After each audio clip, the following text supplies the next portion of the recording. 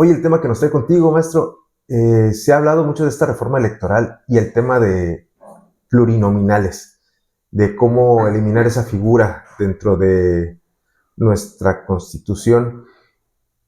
Y creo que tú nos puedes dar un contexto de cómo surgen y también cómo ves esta situación, esta propuesta para eliminar esa figura. Las plurinominales es,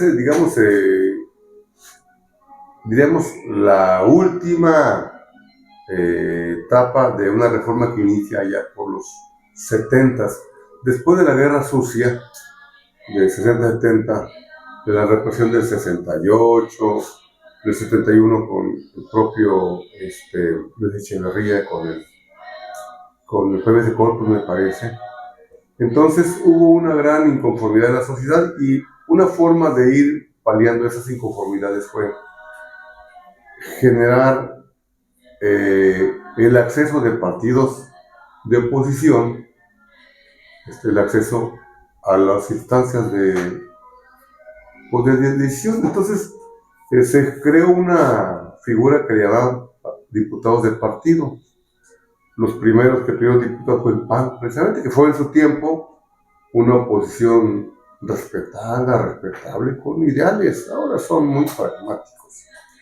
En el año 77 me parece que ya con López Portillo se prohíbe la LOPE, que se llamó, me parece que Ley de Organizaciones y Partidos Políticos. Entonces que supera el asunto de cada partido y van generando la posibilidad de los partidos de oposición de entrar al Congreso. Sigue avanzando el país, la ciudad sigue participando, y cuando viene el fraude del 88 con Salinas, que todo el mundo sabe, y Bartlett, aunque diga Andrés Manuel que es un patriota, Bartlett participó en el fraude electoral, o sea, el que operaba el sistema y el que responsable de la caída del sistema de cómputo de aquella época. Recuerdo que le mandaron a matar ahogando. Tenía dos responsables de la estructura electoral, Cuauhtémoc Cárdenas, y 2 días antes de la elección los mataron por crimen de Estado. Desde luego no supo quién. Si no supo quién fue el que mató a Colosio, pues menos a los actuales. Entonces, viene el fraude del 88 y Salinas promueve una reforma que crea en ese tiempo el Instituto Federal Electoral, que ya hace las credenciales, primero sin fotografía, creo que llevan unas credenciales como anaranjaditas, todavía por ahí guardados. Y entonces, me parece, no sé si no fue en esa reforma, pero ya se crea lo que es el diputado plurinominal, que es una cosa muy sencilla. Hoy le llaman pluris, pero se llaman de representación proporcional. La gente luego no reflexiona en eso. Es como en los ayuntamientos. Los regidores que hay, todos son de representación proporcional. Y no es más que decir, a ver, un partido político sacó de 1000 votos que fue la elección, eran 4 partidos los que participaron, entonces el que sacó de 3% en adelante, es un supuesto, puede tener derecho a diputados o a regidores, y esos 1000 votos se reparten entre, digamos, 10 diputados, pensando para hacer cuentas más fáciles. Entonces cada diputado vale 100 votos. Y si un partido sacó, digamos, 200 votos, le tocan 2 diputados. Es una cuestión elemental de cálculo de matemáticas. De esa manera, las distintas formas de pensar de la sociedad están representadas. Y en muchos países es la figura que opera. Aquí el problema es cómo lo implementan. Yo decía, pues que cada estado o que todo el país sea una gran, le llaman circunscripción plurinominal, pero que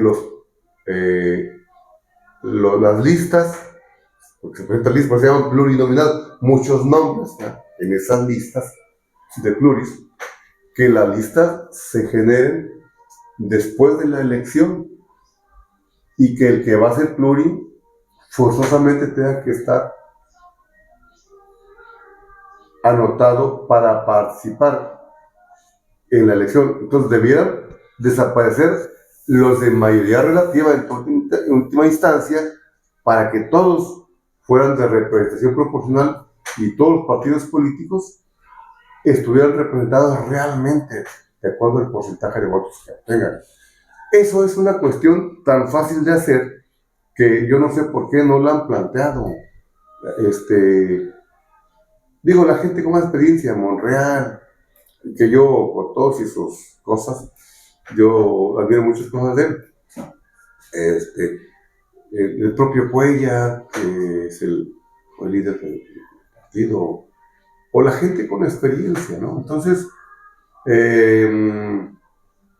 se desacreditó mucho esta figura porque los pluris son hijos, novias, esposas o figuras muy representativas, cuadros valiosos les llaman, ¿no? Se convirtieron en, se puede decir, en cuotas de las dirigencias de los partidos, que es lo que muchos hablan y de donde han vivido también. Se habla de muchos personajes brincando de plurinominal. Vamos a hablar del PT, que yo admiro mucho porque es más de izquierda como partido que Morena. El maestro Beto Anaya, desde que se formó el PT no ha dejado de ser diputado, senador, etcétera. Entonces, seguramente es un hombre valioso, ¿ah? Pero ahí sigue. Es el gran problema, que se vaya para participar. Hay gente, en el PT hay cuadros valiosos. El compañero Yáñez, que es una maravilla de tipo, pero, por cierto, ya grande, ¿eh? Son gentes que han estado a la izquierda de siempre. Y esta característica de cómo se arman las listas de plurinominales es lo que los ha desacreditado. Entonces, lo que tiene que desaparecer no es la figura, sino el método.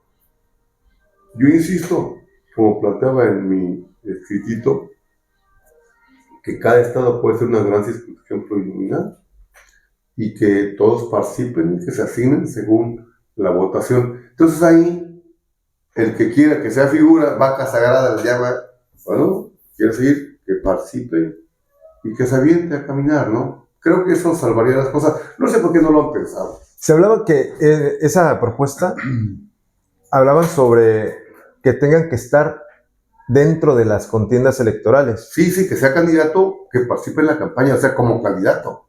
Y si ese candidato tuvo votos suficientes, pues que se saque el porcentaje y si le toca, pues ya, o sea... Digamos, los mejores segundos lugares. Exactamente, ¿no? Entonces, es fácil hacerlo. No sé si no lo han pensado o no han querido, pero esa parte acabaría con la polémica y con un buen diseño de comunicación, la gente entendería que el problema no es que sea plurinominal el compañero, sino el problema es cómo lo han implementado aquí. Digo, ¿por qué en otros países, estados-nación, obviamente me refiero, está esa figura? Y existe desde hace muchos años, incluso antes que aquí en México. Pues porque sí permite que cada segmento de pensamiento de la sociedad, obviamente cuando es un porcentaje significativo, ¿no?, está representado en el Congreso y por lo tanto, pues lleve al Congreso de su país las propuestas de su fracción parlamentaria. Muy bien. Sobre este tema, ¿qué otros puntos considera que deberían de tomarse en cuenta sobre este punto de los plurinominales? Otro, el financiamiento. Miren, yo sí creo que debe ser, como dice el refrán, hay que ser generoso en la victoria y digno en la derrota. Nosotros, en el tiempo del PRD y los que fueron oposición, el propio PAN, por ejemplo, no aceptaba financiamiento. Esos, como era gente de lana, se financiaban eso, y está bien. Entonces dijeron, no, hasta que llegaron los bárbaros del norte y dijeron, no, ¿cómo no? Si es dinero no de los dirigentes, de los gobernantes. Y pues entonces le entraron ya y dijeron, vamos a entrar. Bueno, Entonces, yo creo que el financiamiento no debe desaparecer, porque entonces se posibilita, como era el discurso de aquel tiempo que nosotros hablábamos, que factores externos, que poderes fácticos, ¿verdad? Crimen organizado, los grandes industriales, ¿verdad? Le metan dinero a quien quieren que gane y al rato lo condicionan. Bueno, entonces no debe desaparecer el financiamiento y debe permitir que los partidos trabajen. O sea, no porque hoy seamos gobierno vamos a hacer lo que hacía el PRI antes de que la sociedad impulsara las reformas que generaron lo que hoy somos. O sea, ¿por qué gobierna Morena hoy? Porque todo lo que se hizo desde la oposición generó condiciones para que Morena gobernara. O sea, no tenemos que ser, dice mi rancho, díscolos, hay que ser generosos. ¿Verdad? Claro, con los candados vigentes para que no haya corrupción.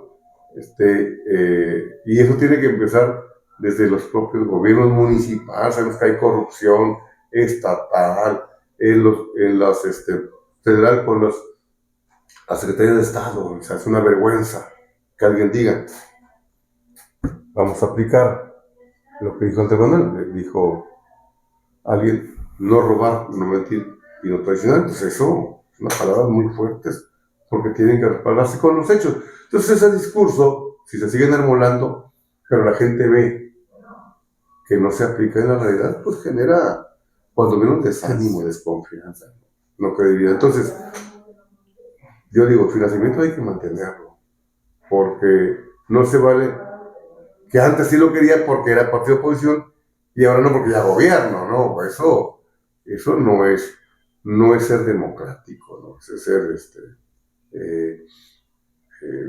no sé, poco generoso.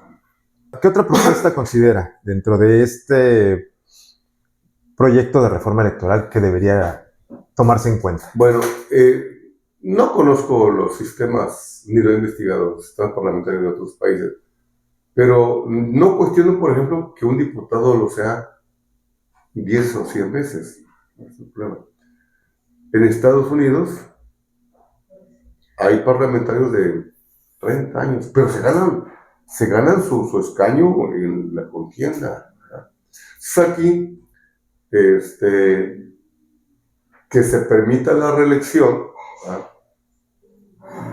inmediata, pero que participe, o sea, no, la contienda, como decía hace rato, o sea, que no haya listas prefiguradas, sino que se vean las listas después de la elección. Entonces, una, que no desaparezcan los diputados de representación proporcional, sino que todos, decía yo, 400 diputados, hay que quitar 100. ¿Por qué? Porque, pues si bien 500 en su tiempo sirvieron, me parece que 400 serían suficientes. Pero los 400 que fueran todos con esa figura de la representación proporcional. Lo otro es que solamente 100 se eligieran de esa manera. Digo, hay muchas fórmulas, ¿no?, que se pueden combinar. Y 300 como hasta ahorita. Pero el problema es cómo se configuran las listas. Si así se hiciera, a lo mejor no se podrían reelegir muchos, ¿no?, que no cumplieran con su función, a menos que fueran los del partido que gobierna, ¿no?, que eso ayuda un montón. Creo que no debe ser nada más para la campaña el financiamiento, sino para la propia vida interna del partido. Se hacía antes, porque ahora no. Al final, esta figura de los proporcionales, de representación proporcional, viene a ser un contrapeso. Se buscó que fuera un contrapeso para, en ese entonces, los gobiernos que eran abrumadores, ¿no?, también por parte del PRI. Esa figura, ¿cree que ya no cumple su función? Lo que se agotó no es la figura, se agotó la forma de implementar la figura. Porque es la forma más justa de que funciona, desde mi punto de vista, la asignación de escaños en el Congreso de los senadores y los diputados. Y vamos al Senado, ya ve que van a quitar ya, me parece, no he leído bien la reforma, pero la protección es eliminar los segundos senadores que se eligen. Se fueron precisamente, en el caso de los senadores, porque muchos piensan más en los diputados, pero el Senado también. Están, ya que el Senado representa a los estados, representa el pacto federal. Y luego necesitan para representar a los estados, representan sus intereses de sus partidos y deben representar al estado. Los senadores empezaban primero con 32, uno por estado. Lo fueron aumentar a 64 y ahorita ya son no sé cuántos. Tantos, ¿no? Son bastantes ya senadores, entonces ahí sí hay que bajarle porque se fueron haciendo para dar chance a que los otros partidos políticos tuvieran, o los otros estados, perdón, tuvieran parte de su soberanía representada en la Cámara Alta. Muy bien. Necesaria la reforma electoral. Sin duda necesaria. Hay que ponerle candados al dinero de los poderes fácticos, del crimen organizado, de los grandes capitales, ¿no? Que así le meten. Me platican de reunión del referente, le llamaron ahí cuando vino Cepeta, los referentes, San Rafael y Martínez, una reunión con los financiadores de la campaña de Martínez. Dicen, no sé si era cierto, que ahí dijeron, a ver, queremos estos ahí en la administración, ¿no? Porque obviamente los que se eligen ya no había cambio, pero y como yo aprendí que dicen que como es abajo es arriba y como arriba es abajo, entonces si aquí hay esa participación, la hay el Estado, la Federación, entonces no sé si haya mecanismos útiles para poder parar el ingreso ilegal a las campañas. Creo que debiera hacerse el esfuerzo porque no se permita eso y que la vigilancia sea más real. A ver, yo fui muchos años representante del PRD ante el IFE. En aquel tiempo yo proponía, por ejemplo, que se considerara las publicaciones de prensa como parte de gastos de campaña y no como notas, ¿no? Como noticias. Porque pues aquellos que no tenían manera, pues no iban a poder aportar o salir como los partidos menos favorecidos económicamente. Pero pues no ha permeado eso, o sea, porque se legisló muy bien en medios electrónicos, ¿no? En las pautas, en los radios, en la televisión.